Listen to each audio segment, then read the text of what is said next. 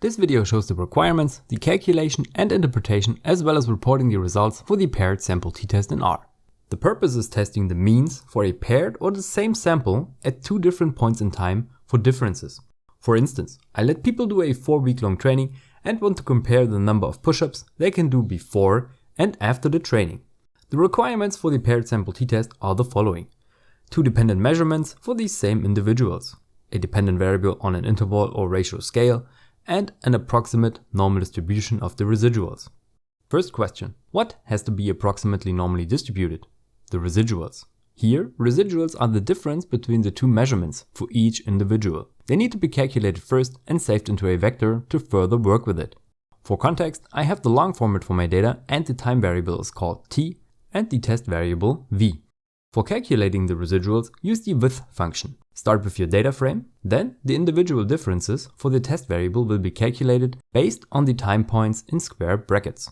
Now there are 3 possibilities to test the residuals. First, an analytical test like the Shapiro-Wilk test. Second, a histogram. Or third, a QQ plot. The Shapiro-Wilk test is oversensitive to unimportant deviations from normal distribution in large samples. This is a phenomenon for all analytical tests, for which you can find a source in the video description. A QQ plot, however, is the easiest to interpret. Therefore, we continue creating one for the residuals. In order to plot the residuals, I strongly suggest using the ggpubr package. Use the insta.packages and library function to enable its functionality. We then use the ggqq plot function. Simply put the vector with the calculated residuals into the function and run it. The graph you'll now get has 2 main features. First, the dots that represent the observations. And second, the line that represents the perfect normal distribution. Here, the distances between the dots and the line should be minimized. Again, there will be acceptable deviations, especially on the edges of the distribution, meaning the upper right hand corner and the lower left hand corner. For my residuals, deviations are not of concern and I can calculate the paired sample t-test now. If you, however, cannot observe an approximate normal distribution, you should use the paired samples Wilcoxon test instead. As a first step, I want to see the sample mean and standard deviation of the number of push-ups for my 2 points in time. One can use the convenient dplyr package and pipes. Start with the group by function and put in your data frame and the time variable. Follow this up with the pipes operator and use the summarize function for the mean and standard deviation on your test variable, in my case v. The means are 22 and 25.2 for the first and second measurement respectively. You can also visualize the 2 groups and the respective distribution by using box plots. I recommend the ggpubr package and its ggboxplot function as shown on screen. Now I want to test whether the means are significantly different from each other or not.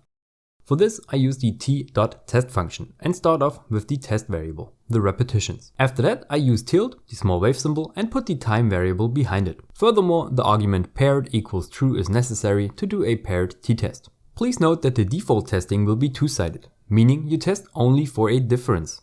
In case you proposed in advance that the first measurement of your test variable has a smaller mean than the second one, you can add the argument alternative equals less. If you hypothesized a greater mean for the first measurement though, use alternative equals greater.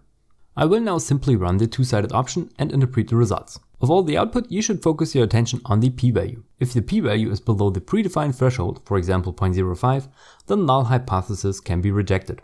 Reminder, the null hypothesis assumes no difference of the mean between measurements 1 and 2.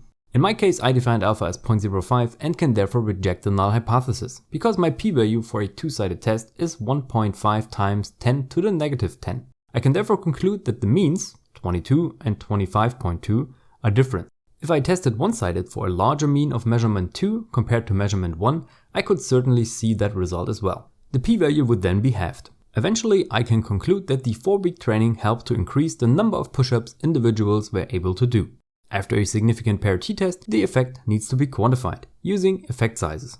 The first step is installing a new package called rstatics, using the install.packages function and library function.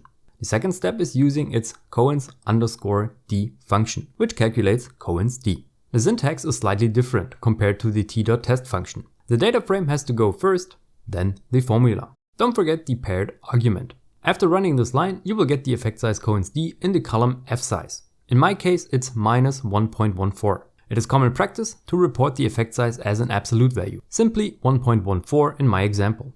The third step is to classify the magnitude of this effect. If similar studies in your research field exist, compare your effect size with the given one. If no comparable study exists, however, use the common thresholds within your research field. If those are also non-existent, you can refer to Cohen 92, a power primer. Page 157 shows 3 thresholds for the paired sample t-test. If your Cohen's d exceeds 0.2, it is a small effect. If it exceeds 0.5, it is a medium effect, and if it exceeds 0.8, it can be classified as a large effect, as is the case in my example. When you're done, you have to write up the results. The output of the paired sample t-test in R usually consists of only 2 parts: the test itself and, in the case of a significant test result, the effect size Cohen's d. First, one formulates whether the means of the measurements are different, providing the respective mean and also standard deviation in the process. Furthermore, the t-value is reported together with the degrees of freedom. In this test, the degrees of freedom is always the number of observations minus 1. This is followed by the p-value, and, in the case of a significant difference, i.e. effect, also the calculated effect size Cohen's d. Finally, the magnitude of this effect is classified with, for example, Cohen 92 or the respective research field specific thresholds.